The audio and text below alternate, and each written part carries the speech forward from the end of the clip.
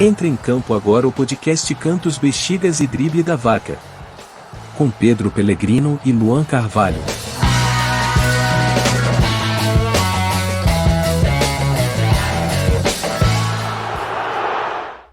Oba, começando aqui o 32º episódio do seu, o meu, o nosso, o popular CBD, Cantos, Bexigas e Drible da Vaca. Se inscreva no canal, você que está chegando pela primeira vez aí, divulgue para seus amigos, comente, quanto mais comentar, mais vai aparecer para o YouTube, divulgação.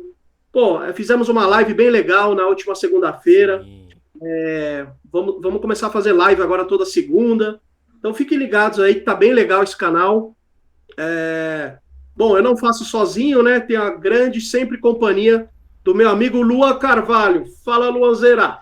Fala, Pedrão. Mais um episódio aí do CBD, Cantos, Bexigas e Drible da Vaca, episódio número 32. Como o Pedro já disse aí no começo, galera, vamos se inscrever no canal aí, divulgar os nossos vídeos lá para os seus amigos. Ó, pega o celularzinho aqui, ó. Vai lá, entra no grupo lá dos seus amigos do futebol, manda esse vídeo lá pra eles, que toda semana vai ter vídeo especial e agora em live também, né? Toda semana a gente vai fazer lives e lá na nossa live você vai conseguir comentar, trocar ideia com a gente e tudo mais. Então a gente tá gostando bastante dessa nova fase, essa segunda temporada tá começando com tudo, né, Pedro? Boa, é isso aí. O careca e o cabeludo estamos arrebentando. É isso aí. Bom, como vocês já estão vendo aí, hoje temos a honra de receber o grande jornalista Moisés de Camargo. Fala, Moisés, beleza? Pedro, beleza, Luan, tranquilo, estamos aqui. Eu gostei da abertura, o oba, eu gosto de linguagem simples, né? Não tem melhor saudação que essa. Oba, no interior de São Paulo, então o cara levanta até a mão pra você. É bem isso mesmo. A gente se conhece de Serra Negra e tal. Vou comentar um pouquinho aqui.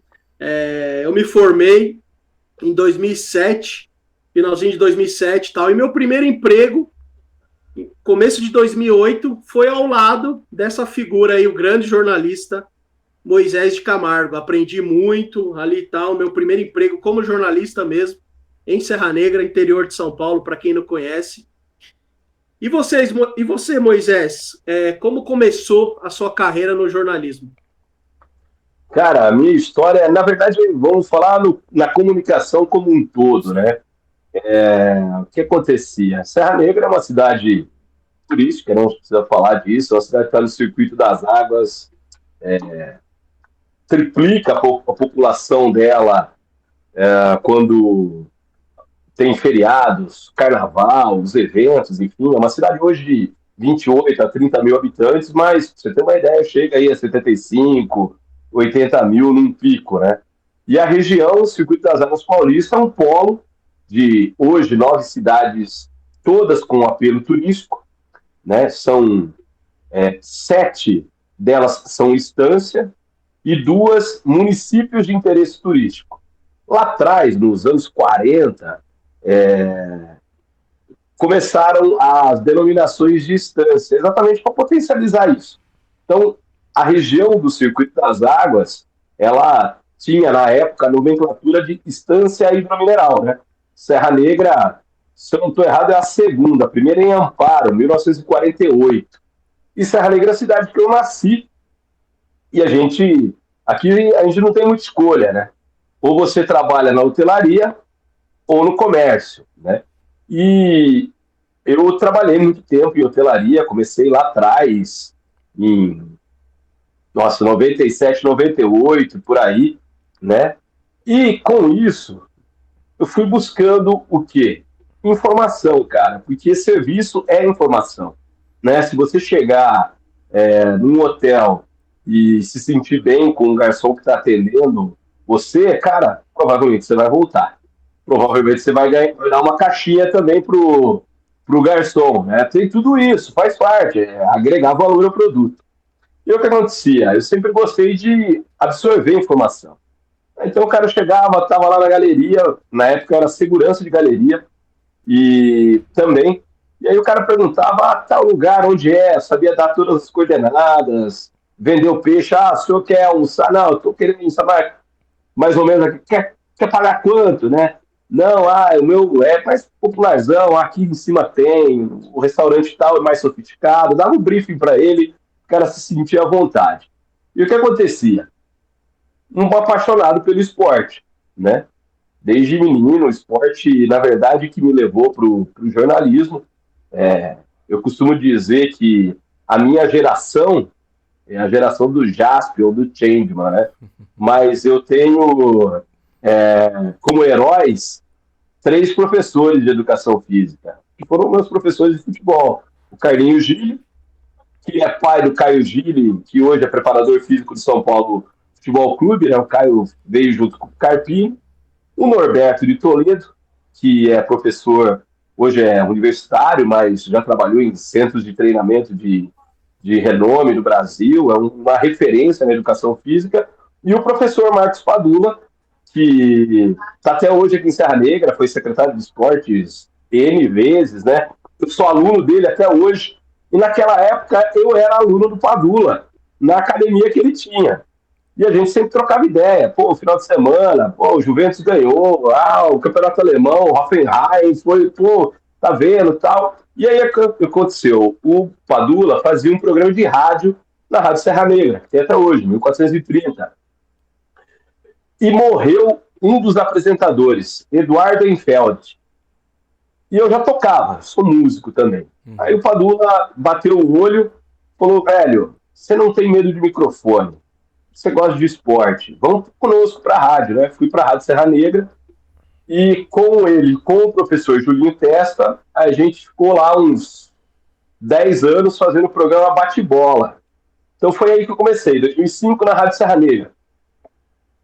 Na Rádio Serra Negra já tinha alguns contatos, eu já tinha muita amizade também com o Roger Lemos, que trabalhamos junto lá, né, Pedro, no Jornal Cidade.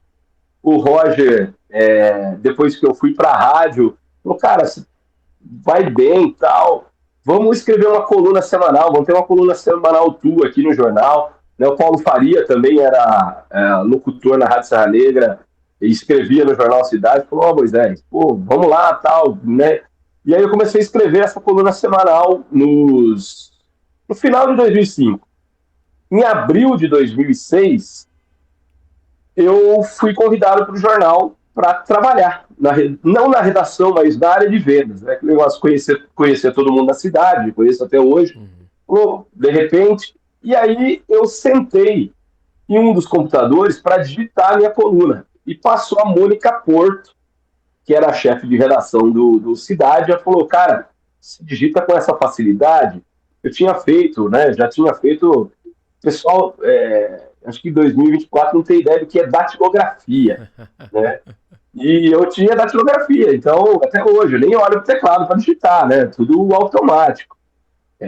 Não tem o caçamilho, né, que o pessoal fala nos dias de hoje.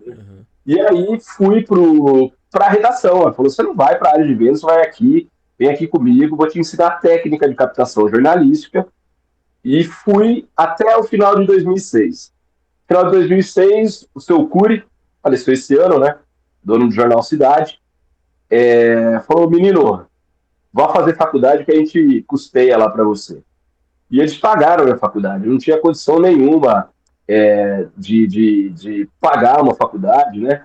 E aí fui para Campinas, ia para Campinas e voltava todo dia. Campinas de van. A gente fazia de manhã uma peregrinação de 2 horas dentro da van. E à noite era mais rápido, porque ela era direto para a faculdade, era 1h30, vamos falar assim, né? E estudei em Campinas, na Unip, né? Me formei lá.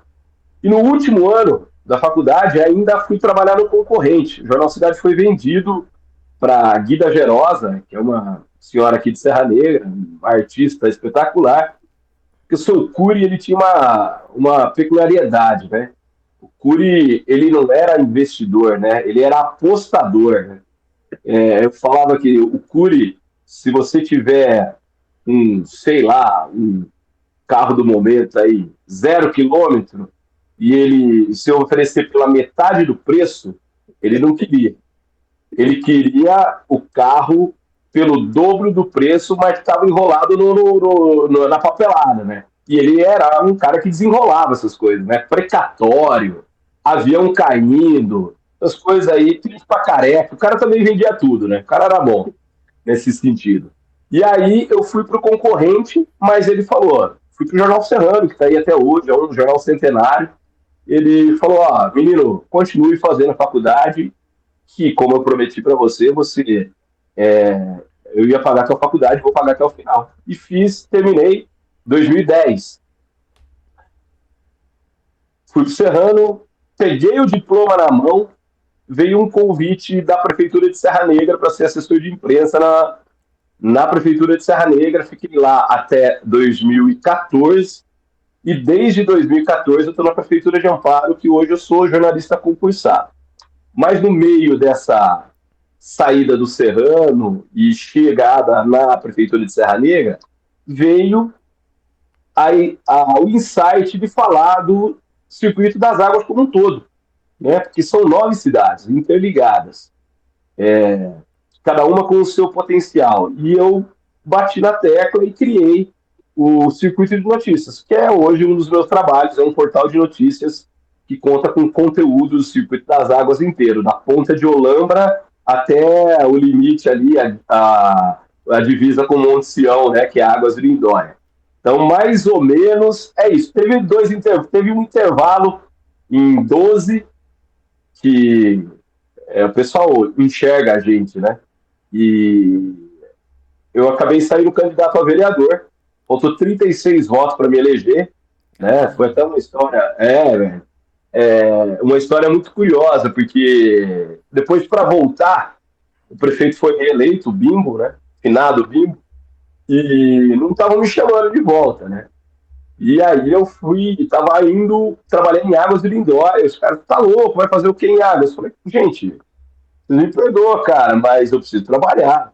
Eu fiz até uma alusão ao grupo aí, né? Falei, eu não ganho dinheiro dormindo, porque o ônibus andando e vocês dormindo, o ônibus tá faturando. Eu não, preciso trabalhar, né, velho?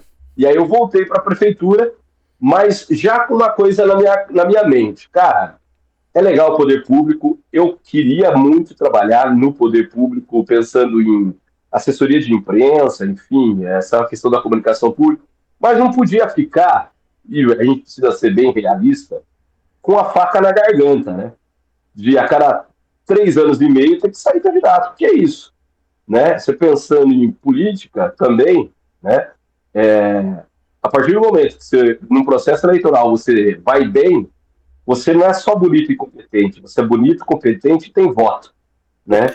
Então, foi isso que eu procurei. Eu falei, não, vou buscar estabilidade. Graças a Deus, tive essa oportunidade. Estou lá há 10 anos na Prefeitura de Amparo, com o Circuito de Notícias também.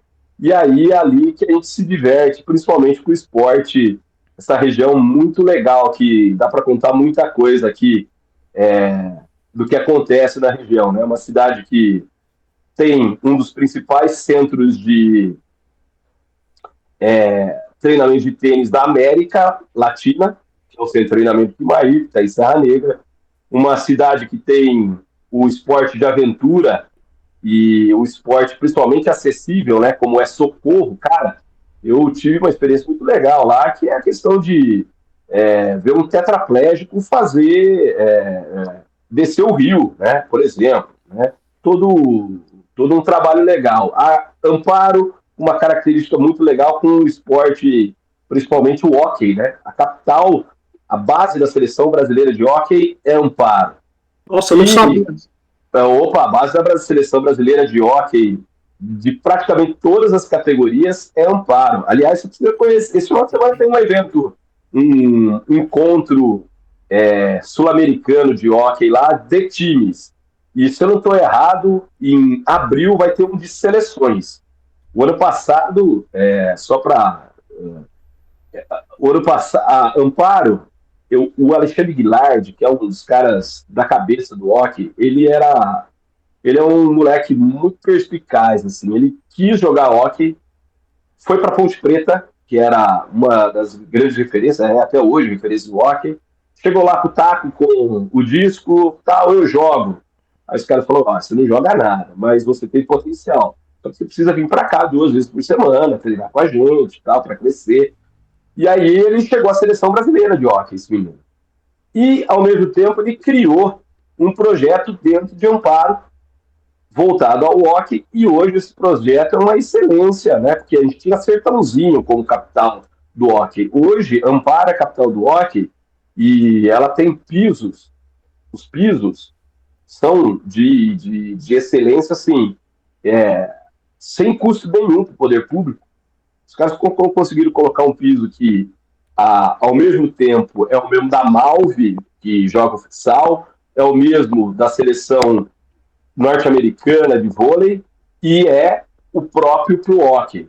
Então, eles têm uma excelência. O ano passado, pela primeira vez da América, a seleção norte-americana, um time norte-americano veio jogar em Amparo, ou, melhor dizendo, até na América Latina, porque eles não saem de lá, porque o hóquei é né, a gente vê a NHL, a gente vê o tamanho que é o hóquei nos Estados Unidos.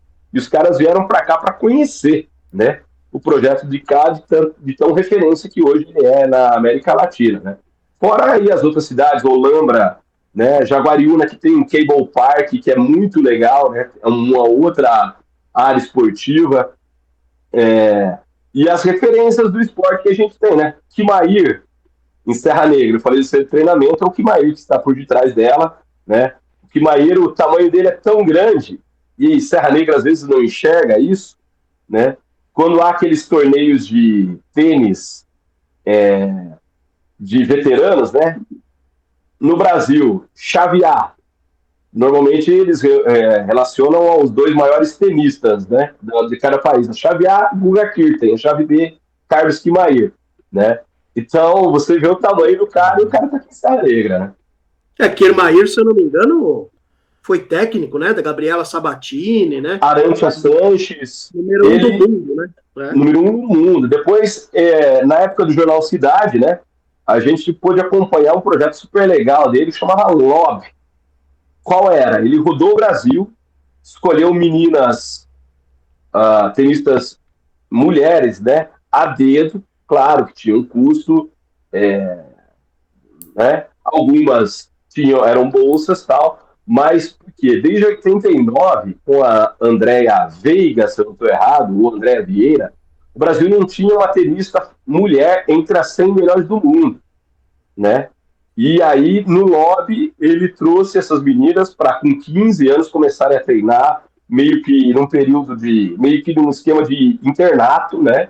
Estudava lá dentro, mas também se preparando. De repente, não, quero tênis, mas já quero tênis universitário. Tinha o prep school lá dentro. Então, teve meninas que saíram e foram para os Estados Unidos jogar tênis universitário, estudaram lá, se formaram lá. Mas teve gente que foi para o profissional, né? Como a Paula Gonçalves, que chegou a 100 melhores do mundo no feminino em duplas, né? A gente voltou a ter mulher entre as 100 melhores do mundo no simples com a Teliana Pereira, que hoje até é comentarista, né? A Teli, ela treinou algum tempo, fez algumas passagens aqui em Serra Negra, ela não é do lobby, né? Mas a história dela também é sensacional, porque o pai dela era construtor de quadra, né? E ela começou como boleira, né? Catando bolinha, acompanhando o pai construindo quadra, e hoje ela também tem o CT dela lá no Nordeste brasileiro, né? A Teli é maravilhosa, assim, a história dela... Acho que ela disputou a Olimpíada, se eu não me engano. Sim, disputou a Olimpíada. A Paula também. Se eu não me engano, no Rio foi 16. A Paula teve no time de duplas, né, que disputou a Olimpíada. Da hora. Moisés, Deixa eu perguntar um negócio pra você. Algumas semanas atrás a gente recebeu aqui no podcast o Renan Moreira, né, que é um locutor que começou a sua carreira na comunicação no geral, no rádio, né? Eu comecei também minha carreira aí curta até agora no rádio também. E você comentou que uma das suas primeiras experiências e oportunidades, assim, né, de demonstrar que você sabia, né, antes mesmo de iniciar os trabalhos na faculdade, né, foi através do rádio. Mas agora os tempos mudaram, né? Hoje o jovem, quando pensa em iniciar algum projeto, seja no ramo do esporte ou alguma coisa, ele vai direto para as redes sociais, né, para a internet. Como que você vê essa mudança de base, né? Antes a gente tinha essa base do rádio, que a gente tinha um mundo de informações ali, muita gente para ajudar a gente. E hoje, os jovens têm aí o advento da internet, né? Que inevitavelmente alcança mais gente, mas talvez a gente perca um pouco dessa base que a gente tinha de até auxílio, né? Para você, como que tá sendo essa mudança? Que a gente está vivendo atualmente essa mudança, então a gente vê todo dia isso acontecendo, né? Como que você vê isso? Cara, é o grande desafio nosso dessa fase, que pode ser de mudança, pode, né? Mas ao mesmo tempo, irmão, a gente precisa lembrar que temos as referências, né? Esses grandes caras que fazem parte do rádio, né? Wilson César. O meu TCC foi por causa do Fiore Giliotti, né? O Fiore, eu estava ouvindo São Paulo e São Caetano no dia da morte do Serginho. Sim. E na hora que eu cheguei em casa e vi no Jornal da Globo, lembra até hoje, William Wack fazendo a nota, né?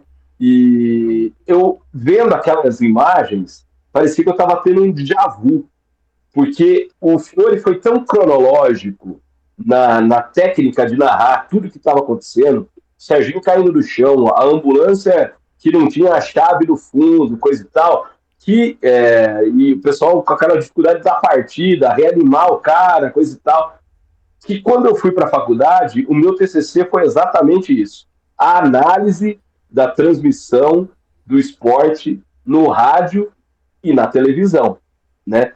Na televisão, no rádio, principalmente, o horário do esporte, com transmissão ao vivo, praticamente toma a programação de todas as rádios. Record está com futebol, por exemplo, né? Globo está com CBN, Globo está com futebol, 105 está com futebol, e a briga qual que é? Para quem tem a melhor informação para fazer a melhor transmissão. Na televisão, né, fugindo um pouco, não vou fugir da sua resposta não, mas fugindo um pouco do que é a análise, né, na televisão, na época, né, do TCC, a Globo tinha futebol, a Bandeirantes tinha futebol, o SBT já tinha entretenimento, a Rede TV é entretenimento. Então o futebol na televisão tem cara de entretenimento, né? E a grande sacada, hoje, eu vejo que, claro, o rádio, ele tá aí, vivo, né? Porque eu sinto que as grandes referências hoje do streaming, eles narram como rádio, e tem a tela como vamos colocar o suporte, né? Que para mim, os grandes, a molecada que está sendo referência na transmissão, né? Desde, sei lá, vou citar o Cazé aqui, a Cazé TV, coisa e tal, né? Tem aquela questão do rádio, porque o rádio te prende a atenção, né? A grande sacada é essa do rádio, mexer com a imaginação. Ontem eu estava ouvindo o Theo José contar a história do dia do Papa no Brasil, né? E eles transmitindo pelo rádio a Fórmula 1, só que eles iam pela transmissão da TV aberta, usavam as imagens da Globo. E o Papa estava fazendo uma missa no Brasil no horário da Fórmula 1. E eles narraram uma corrida de Fórmula 1 sem imagem, né? Com um repórter contando mais ou menos pro Theo o que estava acontecendo e o Theo dando sequência. E o rádio é muito isso, é mexer com a imaginação, né? E a grande sacada dessa geração que está chegando para o streaming é essa, mexer com a imaginação, né? Que o que eu falo que é o texto base do Silvio Luiz, né? O Silvio Luiz nunca narrou a palavra gol, porque é óbvio demais. Você está vendo que a bola entrou, né? Você tem que dar um sinal sonoro. O Silvio Luiz, quando a bola entra, ele solta um né? Você sabe que aconteceu o lance por causa disso, né? Então, televisão é imagem mais som. E a gente está batendo muita... Eu acho que a geração do streamer veio para dar vida que o rádio sempre deu, somado à imagem para, claro, colaborar aí. Eu acho que é a grande sacada. O rádio, velho, nunca vai morrer, né? Porque o rádio tem o rádio, primeiro que ele é democrático, Sim. né? Ele é democrático demais. Você está no carro, você põe ali a sua sintonia preferida, você não precisa de 4G, de 5G, eu não sei se a gente vai chegar num G que chegue em todos os lugares, né? Também tem isso, o rádio chega em todos os lugares. Se você estiver na zona rural lá e pegar o telefone, ligar na rádio, você vai estar no ar na rádio. Agora, se você depender do sinal de internet, às vezes você não consegue, né? Então, o rádio ele está em todos os lugares, né? E a gente está nesse mundão de metrópole, né? De Grande São Paulo, de interior do estado de São Paulo, mas a gente precisa lembrar que o Brasil tem muita gente que ainda, né? O rádio é o principal meio de informação das pessoas. Sim, né? não tem acesso Então, fácil à internet, né? Exatamente. Mas esse é o desafio. E eu acho que a chave do sucesso é essa. A técnica do rádio mesmo, não ter uma narração tão de TV, tão pausada, né? Aquele negócio que te prende a atenção, você ficar em cima do cara, ver o que ele vai falar com a imagem ao fundo. Boa, boa. E, Moisés, você mora no interior, nasceu no interior. Por que você acha que tem tantos profissionais geniais como você, que dá para o pouco que você fala, dá para perceber toda a sua cultura, sabe, o domínio que você tem ao falar? Por que você acha que tem tantos profissionais excelentes no interior, que saem do interior, né? E ficaram famosos, e a gente vê até hoje. Aí você acha que tem alguma explicação assim? É a água do interior, alguma coisa, é o ar. A Serra Negra é boa. Não, a água é boa, mas a convivência é muito boa, né? Eu vou lembrar ali de Ribeirão Preto, né? Um dia eu estava com o Elton Pimenta. O Elton Pimenta é um cara que narrou Copa 78, eu acho que ele fez Band, né? Pela Rádio Bandeirantes. E ele que descobriu o Datena, Zé Luiz Datena. E o Datena é aquele negócio, voltando ao rádio, né? O rádio mexe com a imaginação. Então ele estava ali na boa, né? Acompanhando o jogo, e ele ia entrevistar o pipoqueiro, né? Por que o pipoqueiro? Pô, se o jogo tá bom, o cara vai comer mais. Como é que tá o jogo aí, pipoqueiro? Rapaz, hoje não tá vendendo bem, não. O pessoal não tá gostando do jogo. As histórias, elas te movem, te levam a criar conteúdo, criar ideias, criar sensibilidade de vida, né, velho? E é isso que a gente... E o interior te dá algumas situações sensacionais, né? Porque, por exemplo, você está aqui nessa região, você está na rua, em Águas de Lindóia, de repente você encontra o Oscar, velho, que jogou a Copa de 82, né? Você encontra com ele na rua. Se você conhecer um pouquinho da história do esporte, o Oscar tá ali, né? Aí você vem para Serra Negra, você olha lá, o cabelinho grisalho, aquela barbichinha, o Kimair.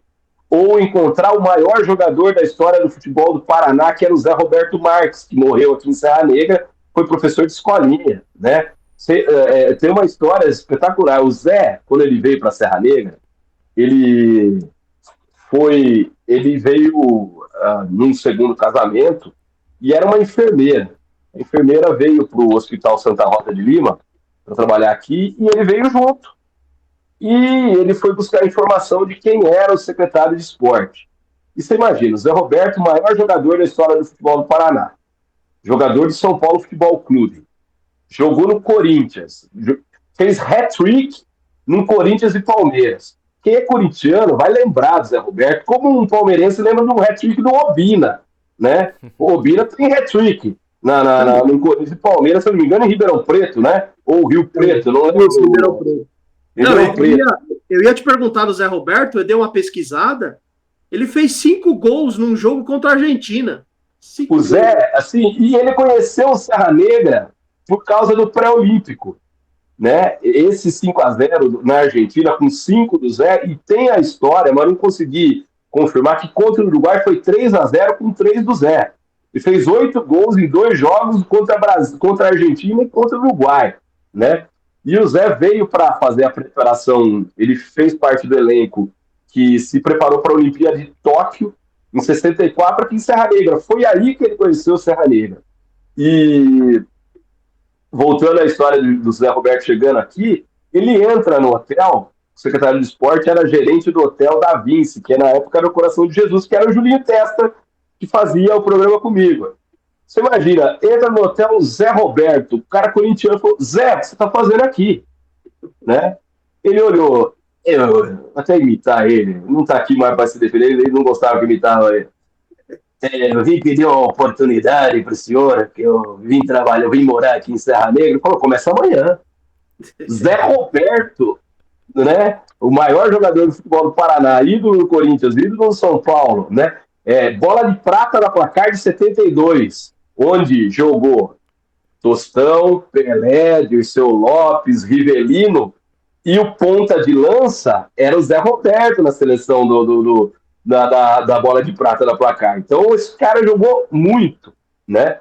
Jogou muito. E encontrar essas pessoas e essas histórias, né? Como a gente ontem, né? A gente aqui na região a gente perdeu o seu Oswaldo Cunha. O Oswaldo Cunha foi um atleta excepcional, um zagueiro vigoroso, que jogou em São Paulo, marcou o Pelé jogando pelo Corinthians.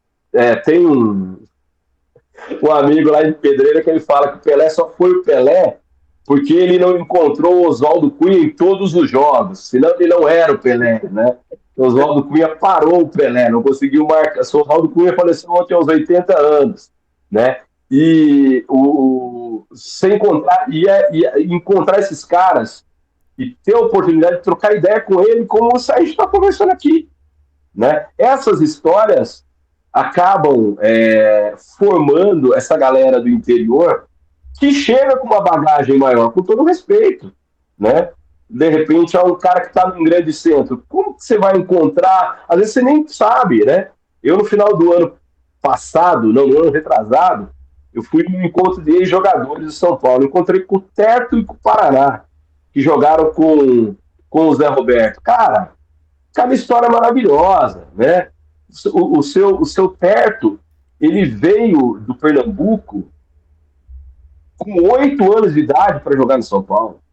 E está lá até hoje, virou funcionário, estava até debilitado, se eu não me engano, ele está com uma doença degenerativa, coisa e tal, ou de cognição, não vou lembrar direito, né? Mas você poder trocar ideia com esses caras num grande centro é mais difícil, né? Porque a gente está dentro do apartamento, dificilmente você vai conseguir estar na rua à noite, né? Ou como a gente encontrava o Zé Roberto na danceteria, né? Gostava de um pé de valsa, né?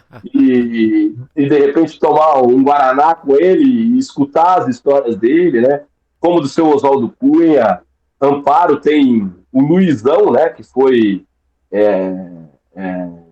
seleção brasileira, campeão com o Cruzeiro, não voltou de Portugal, né? Ficou lá no Benfica, até hoje é uma referência. O irmão dele, Alex Silva, né? O pessoal da noite conhece mais do que o pessoal do futebol, né? Eu brinco muito com o Alex por causa disso, né? E o Lindóia, que jogou no Corinthians na época do Zé Roberto também, ele tem esse nome por causa da cidade de Lindóia. Então você tem essas experiências. Gabriel Menino é de Morungaba, né? Morungaba. Aliás, eu vi ele jogando pela seleção de Amparo quando ele era mais novo. Aliás, Morungaba tem o Renato Pé Murcho, né, que jogou. Ele não gosta muito do Pé Murcho, mas é Renato Pé Murcho, né? Jogou Copa do Mundo. E tem o Alex Santana também. Alex Santana do Atlético Paranaense também é de Morungaba, né? A Amparo tem.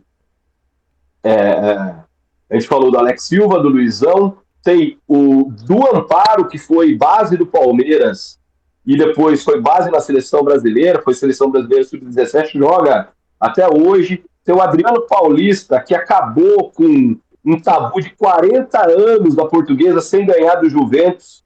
40 anos sem ganhar do Juventus. O Adriano Paulista, que é daqui de Amparo, fez o gol. E se hoje também, né, a gente precisa lembrar, o Bragantino é o Red Bull, é graças a Adriano Paulista, que ajudou a subir da C para B, né? Da A2 do Bragantino para voltar à Série A1, porque se o Bragantino tivesse na quarta divisão, jamais ia ter esse negócio da Red Bull com o Braga, esse investimento. Estava próximo ali da elite, mas os caras que roeram o osso para... Não que eles não sejam reconhecidos, mas a gente precisa lembrar que esses caras fizeram a história.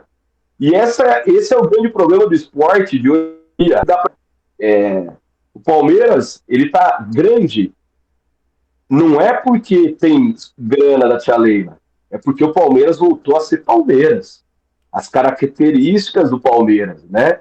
Que teve primeira academia, segunda academia, tem uma academia que está aí, trouxe Hendrick, que está trazendo Estevão, a formação, né? O São Paulo está capengando em cima disso, sim, mas eu vejo muita característica de São Paulo Futebol Clube no Carpini, né? E a gente viu o Santos querer mudar de característica e dar no que deu. Né? O Santos quis mudar a característica, né? E por incrível que pareça, né, cara, deu no que deu. A Portuguesa quis mudar de característica, não é mais a Portuguesa que a gente... E não sei se a gente vai conseguir ver a Portuguesa de novo, né? Então, a grande sacada é lembrar das raízes. E as raízes são a chave do sucesso para um comunicador, né, ter conteúdo para chegar nos grandes centros. Essa é a sacada.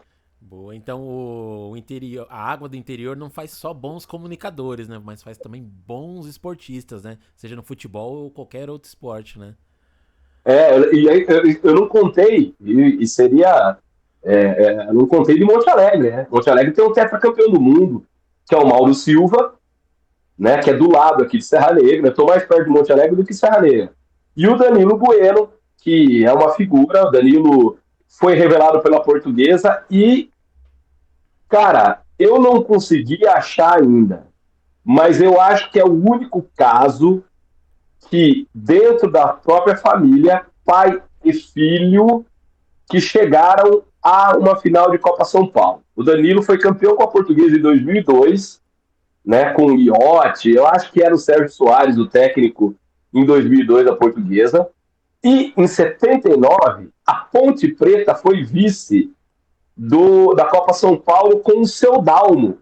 Então, eu nunca achei um registro desse, de o pai ter chego à final e o filho ter chegado à final. No caso, o filho ganhou, né? Mas os dois são aqui de Monte Alegre do Sul, aqui do lado, o seu Dalmo e o Danilo, que fez uma carreira muito boa na Tunísia, né? Lá ele ganhou dinheiro, hoje ele trabalha com... Ele está em São Paulo, mas ele trabalha com construção civil, tem uma pousada aqui em Monte Alegre do Sul, até perto da casa do Mauro Silva, né?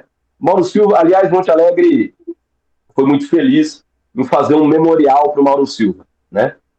O Mauro Silva é nascido em São Bernardo do Campo, mas cresceu aqui. O irmão dele jogava mais do que ele vai ficar louco quando colocar isso no ar, né? Jogou aqui em Serra Negra, ele é formado em Serra Negra. Vai dar um corte. Irmão do Mauro Silva jogava mais. Vitão jogava mais do que Mauro Silva, né? Mas o Mauro Silva é um cara espetacular, velho. Cara, assim, a gente já pôde encontrar com ele em Monte Alegre. Ele é o que é, ele merece ter nome de rua, de viela, como tem lá em La Coruña, porque é um cara muito fora da curva, velho. Muito fora da curva. Legal. Luanzeira, quer fazer uma pergunta ou eu posso fazer? Pode mandar aí, Pedrão. Tô aqui de olho aqui no nosso tempo da nossa chamada. Beleza. Moisés, você comentou sobre Amparo, né? Que eu não sabia. Sim. Que é o centro do hóquei, né? Do Brasil, né? É isso? Sim.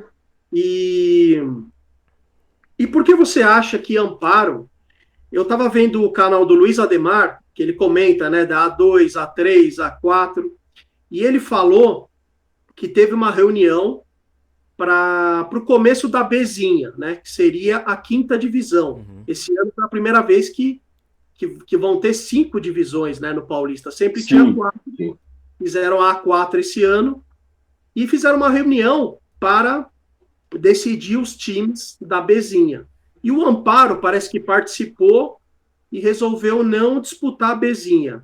Por que você acha que mesmo, como você acabou de falar, vários jogadores saíram do interior, da região Circuito das Águas, por que você acha que Amparo, Serra Negra, essas cidades, né, que a gente conhece mais, não conseguem ter um time na quinta, na quarta divisão do Campeonato Paulista?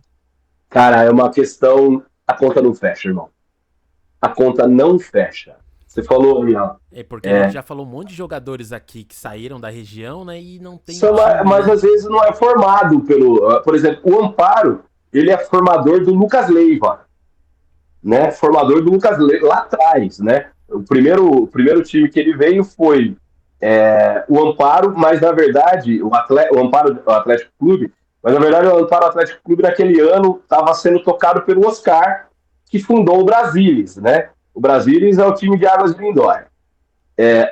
Serra Negra teve o Serra Negra, a Portuguesa Serrana, o Serra Negra Esporte Clube, que hoje é o clube da cidade, mas que parou com o futebol profissional, ou semi-profissional, que era na época, né, terceira divisão, e depois teve a fundação do Serra Negra Futebol Clube, que era uma espécie de segundão do Bragantino, né? O Bragantino era capitaneado pelo Nabi e pelo Jesus Chedi, e o Serra Negra era capitaneado pelo Jesus Chedi com o Nabi, entendeu? Era bem... Tanto que o Nando, né, no Serra Negra Esporte Clube foi um dos primeiros clubes do Paulinho McLaren. Né? Paulinho McLaren, gente boníssima. Depois, se der tempo, eu vou contar uma história dele espetacular comigo lá quando ele era técnico do Rio Branco. O Rodriguinho, campeão brasileiro com o Fluminense, campeão da Copa do Brasil. Se eu não me engano, ele foi campeão da Copa do Brasil com o Santo André, junto com o Nando. Esses caras são todos de Serra Negra, formados pelo Serra Negra Futebol Clube, né? Jaguariúna também teve, e eu não sei se vai disputar a Bezinha, mas Jaguariúna sempre esteve participando da última divisão do futebol de São Paulo com o Jaguariúna, né? Cara, eu já li, e eu não vou lembrar o nome do autor, que é uma tese de doutorado, e eu levo muito a sério isso, que ele cita que cidades até 70 mil habitantes não têm condição de manter um time de futebol, né? Porque quando você pensa em taxa, só para inscrever, quando você tem um time no futebol paulista, se eu não estou errado, você tem que ter uma quantidade mínima de times na base. Cada inscrição é em torno de cada jogador R$1.000. Se você tem 30 no 13, 15, 17, 20 e profissional, estamos falando de R$150 mil de inscrição, né?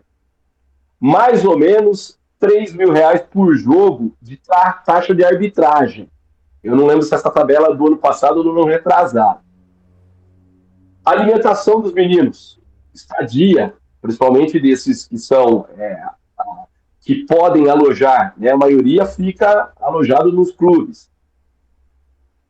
O seu Edson, que hoje montou o Cosmopolitano, ele falava em R$1 milhão para se manter por um ano um time de futebol numa cidade como Amparo, né? E o seu Edson ainda, ele tinha o centro de treinamento próprio em Cosmópolis, os meninos treinavam em Cosmópolis. Enquanto ele terminou o CT, o time jogou em Amparo. Depois ele deixou. Esse ano, eu sei que o Atlético está se preparando só para jogar base. Não vai jogar time profissional, não vai ter, porque o presidente, que é muito meu amigo, o Luciano Antonácio Tucão, ele... primeiro que Amparo por si não tem dinheiro para manter, né? Então, normalmente é parceiro. Parceiro que não cumpre o que combina, é melhor não ter o parceiro. Então, buscar, sim, continuar a base, exatamente para você continuar sendo formador. Formou, de repente negociou, você vai ter uma grana para fazer um projeto um pouco maior, né? Você vê a grana que o 15 de Piracicaba levou por causa do Beraldo, né? E nós precisamos lembrar que o 15 de Piracicaba não está na primeira divisão do futebol paulista, né? Uma cidade do tamanho de Piracicaba não tem um time na primeira divisão do futebol paulista. O pessoal a gente estava falando da queda do Santos, é uma cidade de 440, 450 mil habitantes. Nós temos Campinas com 1,5 milhão de habitantes, Guarani e Ponte estão na segunda divisão. É caro o futebol profissional. Falando de futebol mesmo, né? Agora, outros esportes, a gente vê algum crescimento dentro das possibilidades, né? Claro, o hóquei de amparo, o hóquei, ele não é os atletas, eles jogam por amparo, mas boa parte deles, os grandes, os profissionais, vão jogar na Europa. Eles passam a temporada de hóquei na Europa, depois eles vêm para defender amparo. A grana deles não está em amparo, né? São as possibilidades que acontecem. Como acontece, por exemplo, amparo, teve, né? A Maria Sueli Altman, foi descoberta num projeto de judô do Jardim Brasil, pelo professor Negri. E a Maria Sueli teve que sair de amparo. Chegou um momento que ela, não dá mais. Se você quer o profissionalismo, você vai ter que ir para o grande centro. E aí ela foi para São Bernardo do Campo e virou essa medalhista de mundial, né? E também de disputa olímpica, né? Não deu sorte em Olimpíada, né? Teve, acho que lesão no joelho na última dela, né? Assim, teve que sair lesionada, não porque perdeu a luta, né? Então, você vê, a gente tem, em amparo mesmo, tem não vou lembrar o sobrenome dela, foi uma karateca espetacular, cara. Teve que ir para São Bernardo do Campo, então, Taubaté, São José, para continuar, né? Ela já disputou as Olimpíadas jovem, né? E provavelmente se o karatê, eu nem sei como que tá, nem na minha cabeça aqui, eu não lembro se o karatê é olímpico, mas provavelmente ela deve estar participando da próxima Olimpíada. Amparo também é uma cidade que tem o maior nome do BMX brasileiro hoje, né? Que é o Diogo Canina. Foi vice-campeão do X Games, né? Que é a Copa do Mundo do BMX, do MX. E ele está criando já uma nova geração, que é o Gustavo Bala Louca, né? Não sei se o pessoal já viu aí do BMX. O Bala Louca é de Carapicuíba. Eu tenho uma foto com esse moleque, velho. Ele era chassis de grilo, ele tinha uns 12 anos e o jogo falava, esse cara vai para a Olimpíada. E está indo para a próxima, né? Indo para a próxima. Isso falando há 6, 7 anos atrás, né? Só que são talentos que, infelizmente, são aberrações, né? Aberrações no sentido do que os caras têm o talento. E quantos desses nós temos talentos e não vão chegar ao topo, né? E esse é o grande desafio do esporte do Brasil, né? Falta muita política pública do esporte, se faz muita política em cima do esporte, mas faz pouca política pública para a formação, em todos os sentidos, né? Em todos os esportes, né? A gente vê algumas crises aí, o vôlei, pô, legal, mas sofreu aí. Há pouco tempo atrás, está tentando se remodelar, trouxe o Bernardinho de volta, pelo amor de Deus, salva nós, mas peraí, quando morreu o Bernardinho, meu bem? Né? E a mesma coisa do futebol, né? A gente vem a falar, né? O Muricy aprendeu a ser técnico com quem? O seu Zé Poy, né? Que o seu Zé Poy aprendeu lá nos anos 50, né? O Luxemburgo aprendeu com a escola do Flamengo. Mas quem? Os grandes hoje aprenderam com o Luxemburgo. A gente não tem literatura, a gente não tem formação. A formação nossa é de conversa ou de ter trabalhado com o cara, né? E a mesma coisa da formação dos talentos, né? Os talentos surgem do nada, né? Aqui no Brasil. Você imagina se a gente tivesse um trabalho de formação mesmo de talentos, como que seria? Verdade. Bom, estamos chegando no final aqui da entrevista. Vamos ter que fazer a parte 2, né? Porque o Moisés deu uma aula. Muita história, mano. Muita história pra contar. Muito obrigado, Moisés. Foi legal pra caramba. Obrigado. E é isso aí. Valeu. Grande abraço. E, precisamos nos encontrar mais em Serra Negra. Sim, muito. Foi muito bom estar com vocês. Hoje, não é a camisa do São Paulo, tá? Falei que ia contar a história do Paulistinha. Paulistinha é um time amador aqui da cidade de Serra Negra, com mais de Essa daqui é comemorativa de 50 anos, mas está chegando aos 60.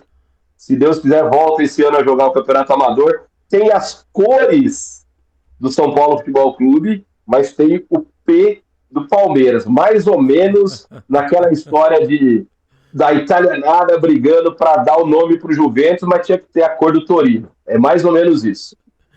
Moisés, obrigado por ter aceitado nosso convite aí, pô, foi um episódio, assim, sensacional. Ficaria aqui horas ouvindo aí essas histórias, que a gente aprende Dá muito, pra fazer. né?